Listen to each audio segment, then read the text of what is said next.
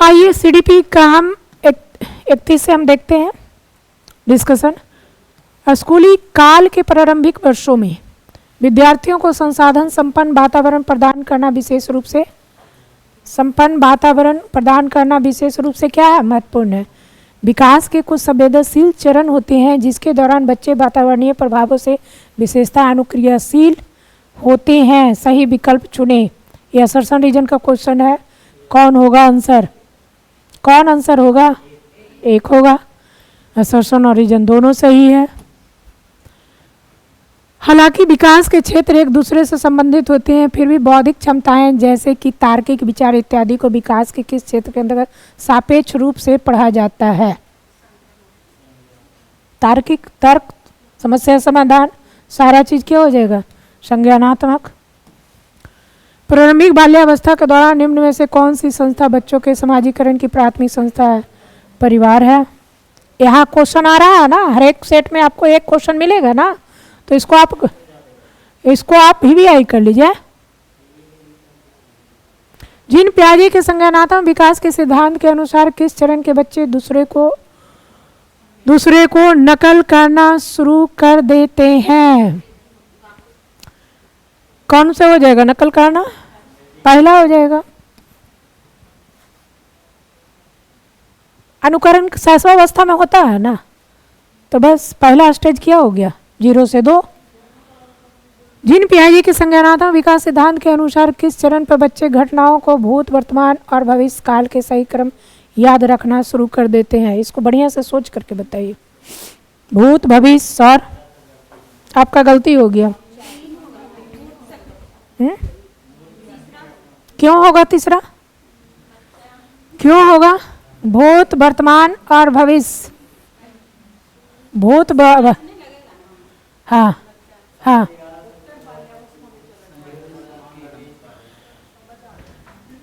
औपचारिक संक्रियात्मक क्यों नहीं होगा?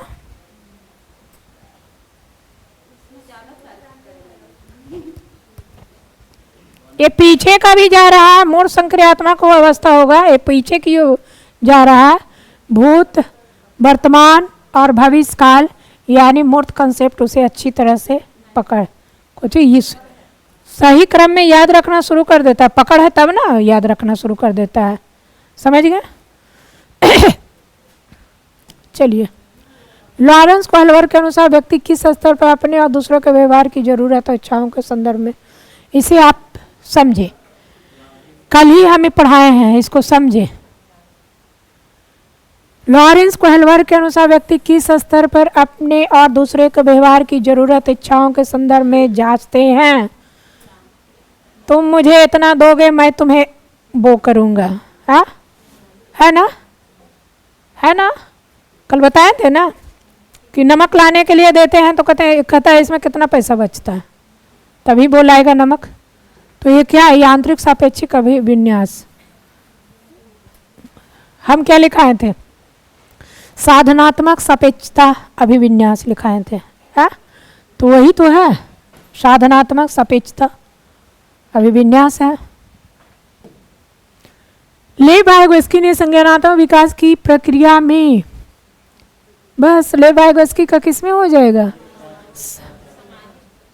सामाजिक पर, यहाँ 2 है, सांस्कृतिक उपकरण और दंड है। यहाँ सामाजिक, हाँ, और क्या करेंगे? चर्चा करेंगे। चलिए, वेरी गुड। अर्थपूर्ण अधिगम को बढ़ावा देने के लिए एक अध्यापका को क्या है? को की भूमिका निभानी चाहिए और विद्यार्थियों को सक्रिय कहाँ है? ज्ञान सर्जन के सक्रिय भागीदार बनने। पहला, प्रगतिशील शिक्षा निम्न में से किसका समर्थन करती है? तो किसका समर्थन करती है?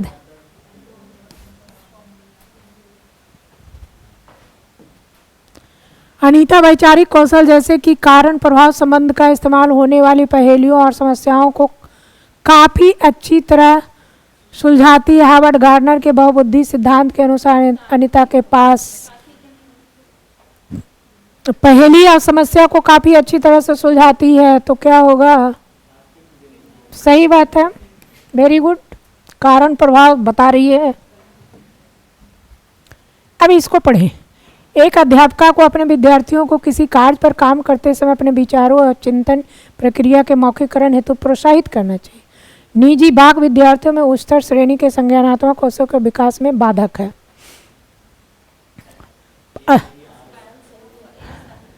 एक अध्यापिका को अपने विद्यार्थियों को किसी कार्य पर काम करते समय अपने विचारों और चिंतन प्रक्रिया के मौखिकरण हेतु प्रोत्साहित करना चाहिए। सही बात है, गलत नहीं है। दूसरा कहता है निजी बाग विद्यार्थियों में उच्चतर श्रेणी के संज्ञानात्मक कौशलों के विकास में बाधक होता है। क्या, कैसे? रीजन बताइए कैसे? 41 नंबर है, कैसे?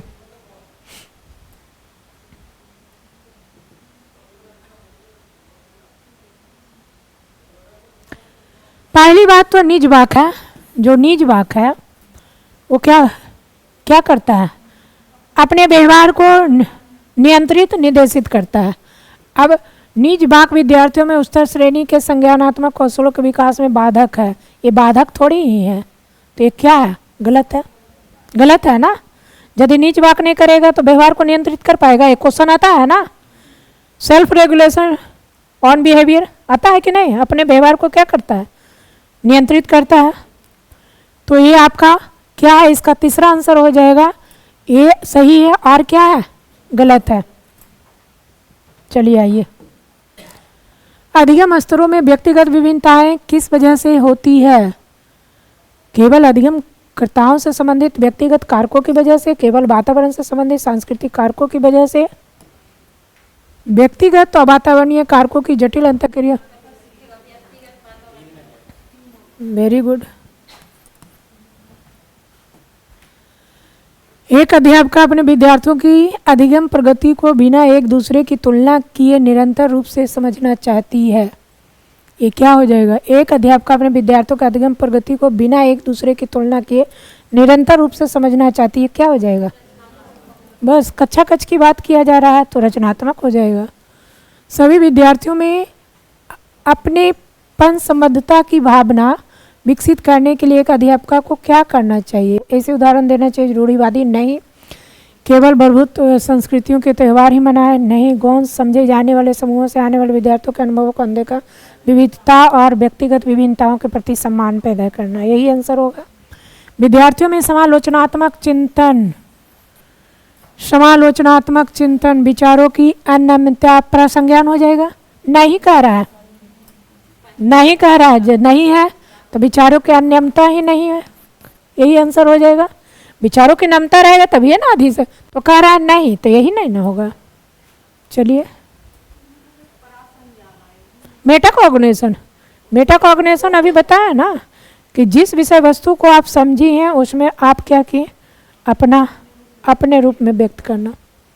समावेशी शिक्षा निम्न में से किनकी जरूरतों को पूरा करती है? किनकी जरूरतों को पूरा करती है?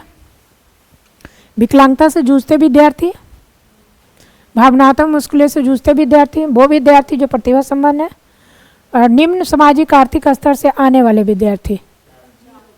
हाँ, कौन होगा?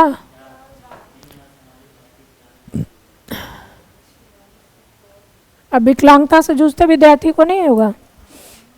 क्यों? क्यों काटिए? तो इसका है, इसमें है ऑप्शन अभी है, तब वही तो कह रहे हैं, क्यों काटिए? ऑप्शन है। हाँ। पहला दूसरा तो दम से 100% है। वो विद्यार्थी जो प्रतिभा संबंध है, गिफ्टेड चाइल्ड है, भावनात्मक मुश्किलों से जूझते विद्यार्थी वो भी है। कौन है? चारों है। सही बात है। भावनात्मक मुश्किलों से जूझते विद्यार्थी में कौन एग्जाम्पल हो जाएगा? चार, ये तो ऑप्शन 4 है, लेकिन कौन सा हो जाएगा? एग्जाम्पल बताइए। जो देखिए क्वेश्चन, विकलांगता से, physically handicapped, handicapped, blind handicapped को कुछ भी रहे, भावनात्मक मुश्किलों से यानी सांवेगिक रूप से जो पीड़ित है व्यक्ति, वो भी, जिसे हम कहते हैं समस्याग्रस्त बालक कहते हैं ना, वो विद्यार्थी जो प्रतिभा संपन्न है, गिफ्टेड चाइल्ड निम्न सामाजिक आर्थिक यानी डिप्राइव्ड चाइल्ड है ना, तो सब समान कम हो गया ना, इसके बारे में पूछ रहे थे। चलिए आगे। विषय वस्तु को पढ़ते समय अक्षरों और शब्दों को हटा देना जोड़ देता है, वे क्या होगा और उनमें फेर बदल कर वैफल्य। स्वालीनता सापेक्ष और नकारात्मक रूप से निम्न में से किसे प्रभावित करती है?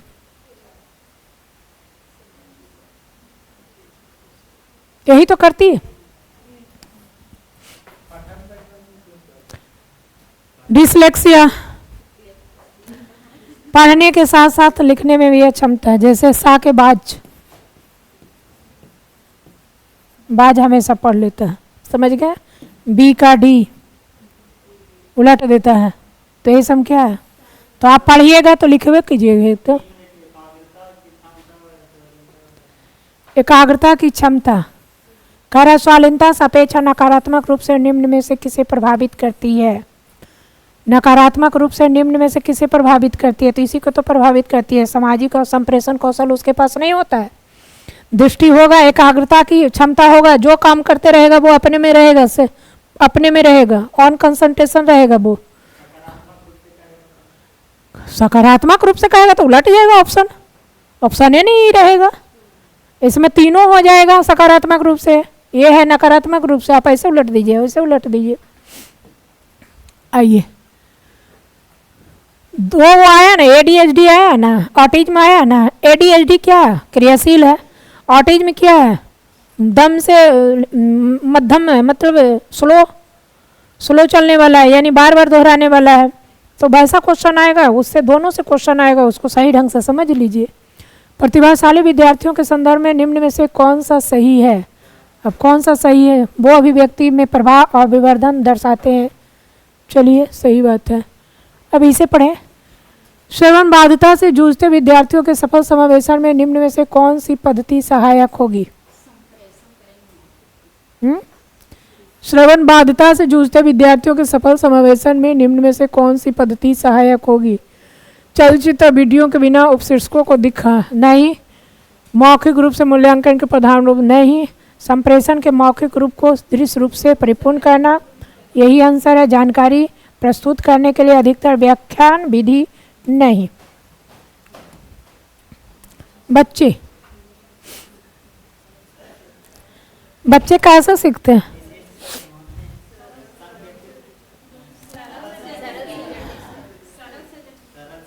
सरल से जटिल की ओर सीखते हैं। अमूर्त से मूर्त नहीं होगा, तो मूर्त से अमूर्त होगा। क्या बोल रहे हैं? बोलिए। निम्न में से कौन सी अधिगम युक्ति जानकारी के प्रक्रमण में प्रभावशाली नहीं होगी? अनुवाचन करना नहीं है तो निष्क्रिय।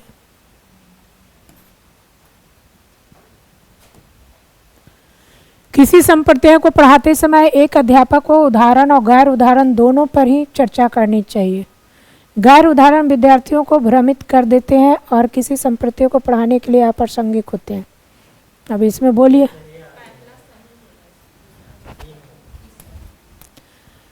पहला सही है, किसी संप्रदाय को पढ़ाते समय एक अध्यापक को उदाहरण और गैर उदाहरण दोनों पर चर्चा करना चाहिए। तो गैर उदाहरण विद्यार्थियों को भ्रमित कर देते हैं और किसी संप्रदाय को पढ़ाने के लिए अप्रासंगिक होते हैं। और अप्रासंगिक कैसे होगा? प्रासंगिक होगा ना। मान लिया कि कह रहा है कि पढ़ाते समय अध्यापक को उदाहरण और गैर उदाहरण, तो ये आपका अप्रासंगिक कैसे होगा? दोनों तरह का हम देंगे तब ना बच्चे समझेंगे। तो ये क्या है? रीजन गलत है और असर्शन क्या है? सही है। कौन सा आंसर होगा?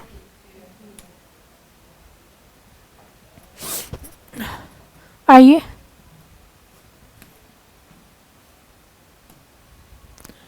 राधिका अपने विद्यार्थियों को किसी परिस्थिति को विविध रूप से प्रस्तुत करने, समझने, मूल्यांकन करने, प्रतिबिंबित करने के लिए प्रोत्साहित करती है। ऐसा करके वह अपने विद्यार्थियों में डाइवर्जेंट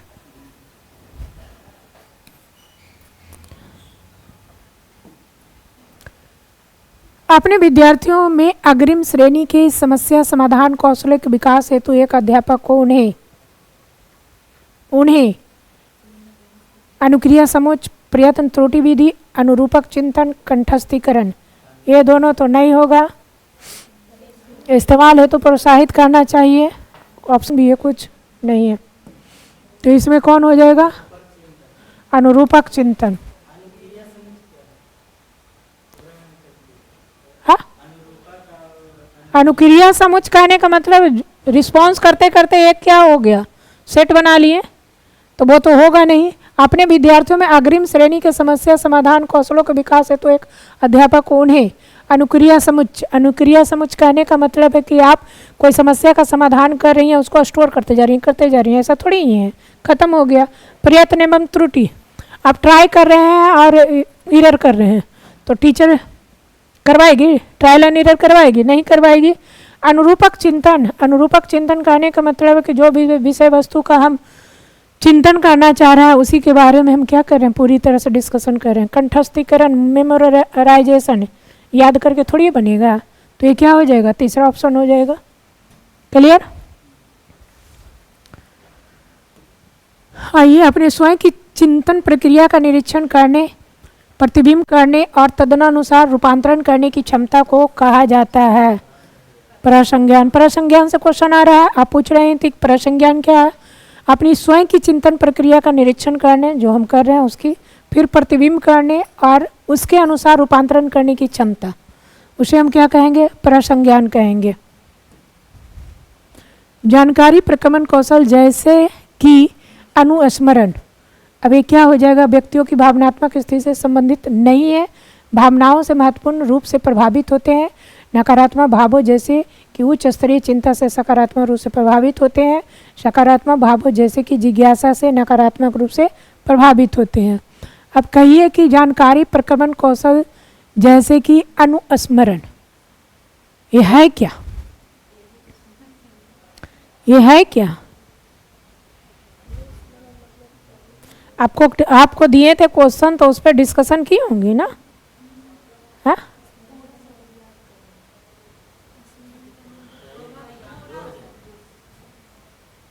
क्या बोले? अब 2 होगा कि 4 होगा, वो कैसे होगा जो ना अब बताइएगा। मान लिया हमने आंसर दिया, आप आंसर उसे बना दिए, ठीक है, आप आंसर बना, लेकिन कहता है जानकारी प्रक्रमण कौशल जैसे कि अनुस्मरण। आपके पास जो जानकारी है उसके अनुसार जानकारी प्रक्रमण कौशल जैसे कि अनुस्मरण, उसको हम क्या करते हैं? जो जानकारी रहता है उसको हम क्या करते हैं? स्मरण करते हैं, रिकॉल करते हैं। व्यक्तियों की भावनात्मक स्थिति से संबंधित नहीं है, ये तो गलत है, एकदम से ऑप्शन गलत है। भावनाओं से महत्वपूर्ण रूप से प्रभावित होते हैं, हम समझ सकते हैं। नकारात्मक भावों जैसे कि उच्च स्तरीय चिंता से सकारात्मक रूप से प्रभावित होते हैं। जब नकारात्मक भावों से तो खत्म हो गया यहीं पर, जो नकारात्मक रहेगा, आप यहाँ नकारात्मक लेकर के आइएगा तो पॉजिटिव नहीं होगा, निगेटिव ही होगा, समझ गए? तो एक खत्म हो गया। सकारात्मक भाव जैसे कि जिज्ञासा से नकारात्मक रूप से प्रभावित होते हैं। जब सकारात्मक भाव हो जाएगा, जिज्ञासा हो जाएगा, नकारात्मक रूप होगा? नहीं होगा, तो क्या होगा? भावनाओं से महत्वपूर्ण रूप से क्या होते हैं? प्रभावित होते हैं। समझिए बात को, समझ गए? खाली स्थान के लिए सीखना बाह्य अभिप्रेरणा का उदाहरण है। यहाँ से एक क्वेश्चन जरूर रहता है, बाह्य अभिप्रेरणा, आंतरिक अभिप्रेरणा, समझ गया? तो बाह्य, कुछ कन्फ्यूजन है। बाह्य अभिप्रेरणा यानी टोटल, और आंतरिक अभिप्रेरणा यानी रुचि, जिज्ञासा। जब विषय के प्रति आएगा तो पूरा हो जाएगा, आंतरिक हो जाएगा। जब नंबर वगैरह के प्रति आएगा, ग्रेडेशन के प्रति आएगा, सर्टिफिकेशन के प्रति आ जाएगा, वो क्या हो जाएगा? एक्सटर्नल मोटिवेशन हो जाएगा। और यहाँ पर से एक क्वेश्चन जरूर आता है, इंटरनल मोटिवेशन या एक्सटर्नल मोटिवेशन से एक क्वेश्चन जरूर आता है, समझ करके रखें। के लिए सीखना एक बाह्य अभिप्रेरणा का उदाहरण है। जानने की उत्सुकता के संप्रत्य को समझने, दोस्तों के बीच लोकप्रियता बढ़ाने, संदेहों को दूर करना।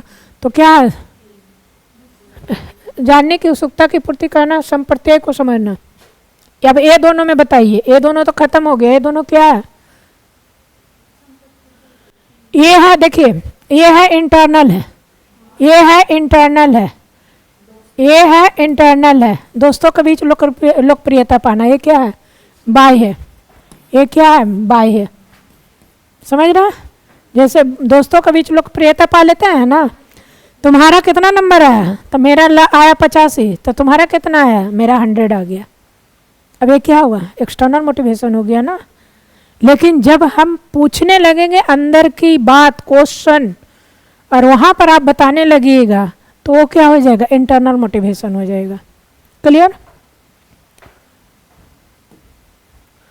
अधिगम सबसे अधिक प्रभावशाली और अर्थपूर्ण होता है। विषय वस्तु विद्यार्थियों को सामाजिक परिवेश से संबंधित हो, शिक्षा शास्त्र मुख्यतः अध्यापक केंद्रित हो। अध्यापक केंद्रित होगा जैसे ही खत्म हो जाएगा। अधिगम लक्ष्य प्रदर्शन उन्मुखी हो, विद्यार्थियों के ज्ञान सर्जन के अवसर ना दिए जाए, विषय वस्तु सामाजिक परिवेश से अधिगम सबसे अर्थपूर्ण होता है। कहाँ होगा? पहला में होगा। प्रदर्शन अभिमुख होगा तो नकल, तो ये तो खत्म हो जाएगा, ये तो खत्म हो जाएगा। समझ गए? निम्न में से कौन सा कारक अधिगम को सुसाधित करता है? अधिगम को कौन सुसाधित करेगा? योग्यता का बार्धिक मत, आसपास में विकर्षण, आसपास में विकर्षण होगा तो होगा अधिगम सुसाधित। तंत्रिका संबंधी न्यूनता, यानी आपका जो ब्रेन है कम रहेगा तो होगा। भाषा से अनभिज्ञता रहेगा तो होगा। तो योग्यता का बार्धिक मत यही तो है। तो बार्धिक मत जो चाहिए, समझ गए? हाँ, आप तो यही समझिए जाइएगा। हाँ, तो ये क्या होगा? पहला। चलिए, क्या हुआ?